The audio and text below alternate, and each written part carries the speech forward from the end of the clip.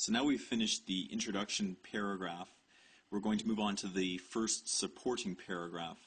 And we know from our outline, this sentence here, our outline, that the first topic in our first supporting paragraph is the convenience of going to a restaurant. The second supporting paragraph will be about how a restaurant is tastier than cooking at home. Okay, let's make these stand out a bit better. Okay, so introduction paragraphs, fifth paragraph. Oops. 1. So, now the first thing in our supporting paragraph is our topic sentence. This is followed by our example or evidence of some kind, followed by discussion, a discussion sentence, and finally a conclusion sentence, which is just a conclusion for the topic. Now the way the sentences work is the topic sentence introduces the idea we're going to speak about, which is how restaurants are more convenient.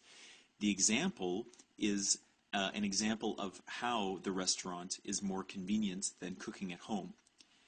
The discussion sentence explains how the example proves the topic sentence. So the discussion sentence is the link between the example and the topic sentence.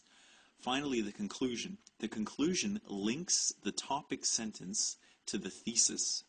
So it shows how the topic sentence proves the thesis.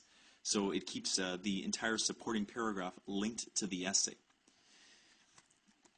Okay, now we write the sentences together. So, talking about the convenience of going to a restaurant. So perhaps first a linking word could be like firstly. That happens. Okay. Firstly. Oh, of course I need to indent. So firstly, attending or maybe eating in a restaurant is much more convenient than eating at home. Okay, and before I started this video, I thought of some examples that could support supporting paragraph 1 and supporting paragraph 2. So I was thinking that that as an example, for me, when I finish working a long day at work, the last thing I want to do is cook a meal for myself. So it's just easier to go to a restaurant and eat a meal at a restaurant. So I thought I'd use that as my example. So for example, when I finish a long day of work, I often do not have enough time to prepare a meal for myself.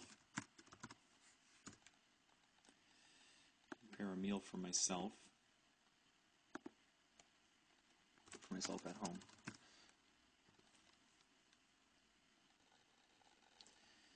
Okay, and then maybe even further, many international restaurants line the street where I live. Further, many international restaurants line the street where I live. So I guess this is kind of like two examples, but so the example is that I don't have enough time to prepare meals for myself at home. And then also, there are many restaurants very close to my home. So for these reasons, it's just more convenient for me to eat in a restaurant than to cook at home. Now, the purpose of this next sentence, this is going to be the third sentence, our discussion sentence, is to link these examples to our topic.